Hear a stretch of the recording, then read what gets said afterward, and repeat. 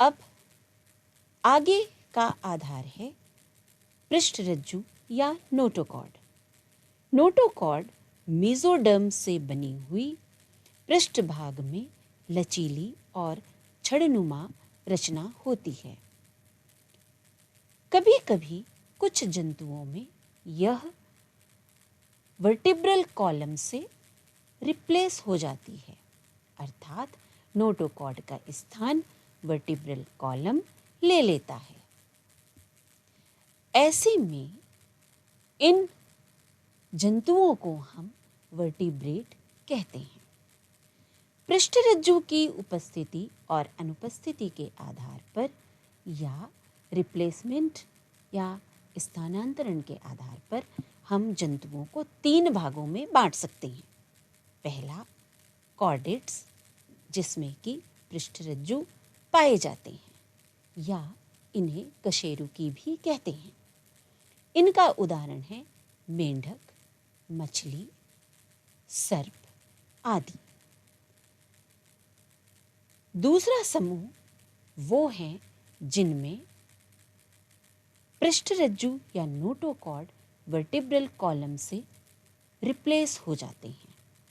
इनका उदाहरण है सर्प, मनुष्य आदि। और तीसरा समूह है जिनमें जीवन की किसी भी अवस्था में पृष्ठरज्जु या नोटोकॉर्ड अनुपस्थित होते हैं। ऐसे समूह को हम नॉन कॉर्डेट्स कहते हैं।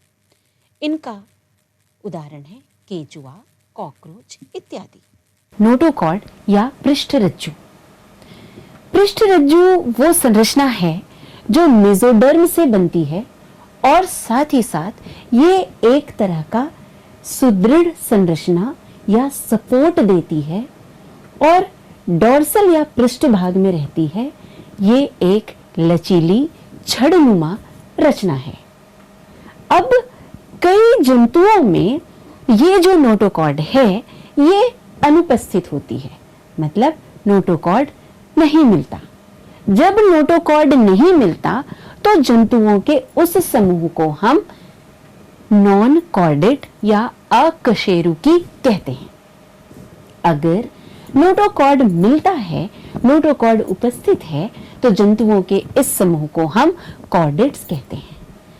इन दोनों के अलावे एक और भी समूह है जिसमें नोटोकॉर्ड तो होता है लेकिन वो वर्टिब्रल कॉलम से विस्थापित हो जाता है, मतलब वर्टिब्रल कॉलम या मेरुदंड उसको जाकर के क्या करता है, रिप्लेस कर देता है। ऐसे समूह को हम वर्टिब्रेट्स कहते हैं।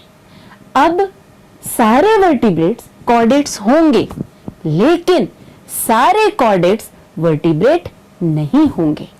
ध्यान से सुना आपने, मैंने क्या बताया कि सारे कॉर्डेट्स वर्टिब्रेट नहीं हो सकते पर सारे वर्टिब्रेट्स कॉर्डेट्स होंगे, अर्थात all vertebrates are chordates but all chordates may not be vertebrate. ऐसा क्यों होगा?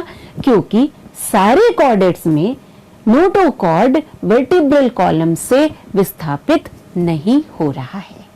तो केवल वही समूह जिसमें नोटोकॉर्ड वर्टिब्रल कॉलम से विस्थापित हो रहा है उसको ही हम वर्टिब्रेट मानते हैं। अब नोटोकॉर्ड जिसमें है वो कॉर्डेट हुए, तो कॉर्डेट का एग्जाम्पल कौन कौन हो गए? सारे कॉर्डेट्स जैसे कि मछलियां, सर्प, पंछी, मैमल्स, जिसमें कि सारे बंदर या बिल्लियां, मनुष्य सभी शामिल हैं। ये सारे कॉर्डेट्स हो गए। पर कुछ कॉर्डेट्स में वर्टिब्रल कॉलम विस्थापित हो जाता है, विस्थापित करते हैं नोटोकॉर्ड को, और ये काम जिसमें होता है उनको हम वर्टिब्रेट्स कहते हैं। तो ये वर्टिब्रेट्स कौन कौन से हो गए कि जिनमें वर्टिब्रल कॉलम ने नोटोकॉर्ड को विस्थापित कर दिया। मनुष्य उसका उदाहरण है, मैमलिया उसका उदाहरण है, हम सभी वर्टिब्रेट्स हैं, मेंढक भी उसका उदाहरण है। अब पर ऐसा जंतु जो कि वर्टिब्रल कॉलम उनके नोटोकॉर्ड को या पृष्ठ रज्जु को विस्थापित नहीं करता है, वो कौन से कॉर्डेट हैं? तो वो कॉर्डेट हैं हर्डमानिया, वो कॉर्डेट हैं प्रोटोकॉर्डेट, वो कॉर्डेट हैं यूरोकॉर्डेट। ठीक है, तो हर्डमानिया, एशिडिया, एम्फिऑक्सिस ये वो उदाहरण हैं जिसमें नोटोकॉर्ड वर्टिब्रल कॉलम से विस्थापित नहीं हुआ है। आइए अब अगला समूह देखते हैं, जब नोटोकॉर्ड अनुपस्थित है, मतलब नोटोकॉर्ड नहीं है। अब नोटोकॉर्ड नहीं है तो इस समूह को हम क्या कहेंगे? नॉन कॉर्डेट या इनवर्टिब्रेटा। इनवर्टिब्रेटा या नॉन कॉर्डेट का समूह पोरीफेरा से शुरू होता है और इकाइनोडर्मेटा में समाप्त होता है, मतलब Porifera, Coelenterata, Ctenophora, Platyhelminthes, Aschelminthes, Annelida, Arthropoda, Mollusca and Echinodermata. और फिर शुरुआत होती है कॉर्डेट ग्रुप की, कॉर्डेट समूह की। लेकिन इन दोनों के बीच में एक समूह है जिसको हम कहते हैं हेमीकॉर्डेटा। हेमीकॉर्डेटा जो है वो, हेमी का मतलब होता है आधा और कॉर्डेटा का मतलब जहां नोटोकॉर्ड है।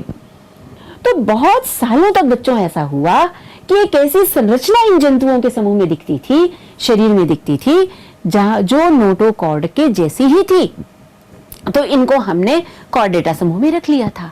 लेकिन बाद में पता चला कि इसमें जो छड़नुमा रचना दिख रही है वो वास्तव में नोटोकॉर्ड नहीं है, वो स्टोमोकॉर्ड है, जो कि मेसोडर्मल नहीं है या मेसोडर्म से नहीं बनती है, पर दिखती वो नोटोकॉर्ड की तरह है। इसलिए उनका एक अलग समूह बनाया गया और उनको हमने हेमीकॉर्डेटा कहा। हेमीकॉर्डेटा का उदाहरण है बैलेनोग्लॉसस, जिनको हम टंगवर्म या जिनके शरीर की रचना, टंग माने जीभ, जीभ जैसे आप मोड़ लेते हैं, गोल बना लेते हैं, उस तरह से ये टंगवर्म होते हैं, इनको बैलेनोग्लॉसस कहते हैं।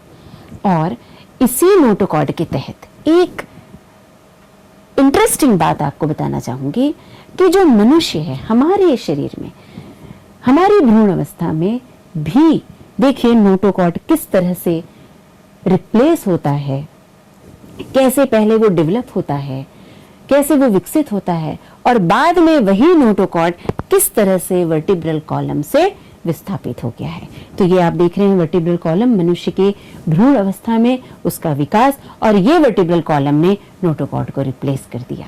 तो ये एक उदाहरण था जब वर्टिब्रेट समूह में वर्टिब्रल कॉलम नोटोकॉर्ड को रिप्लेस करता है, विस्थापित करता है, और ऐसे समूह को हम वर्टिब्रेटा कहते हैं। तो इन जानकारियों के साथ हमारा आज का अध्याय animal kingdom, basis of classification या जंतु जगत वर्गीकरण का आधार यहीं पर समाप्त हुआ।